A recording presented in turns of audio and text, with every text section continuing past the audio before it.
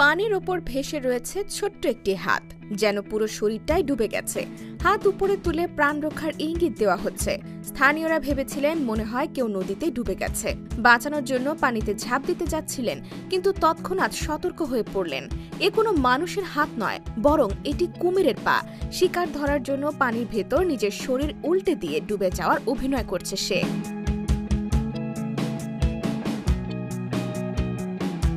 ট্রাভলি নামের অ্যাকাউন্ট থেকে ইনস্টাগ্রামের পাতায় একটি ভিডিও পোস্ট করা হয়েছে। ভিডিওটি দেখে মনে হচ্ছে নদীতে কেউ ডুবে যাচ্ছে, কিন্তু আসলে তা নয়।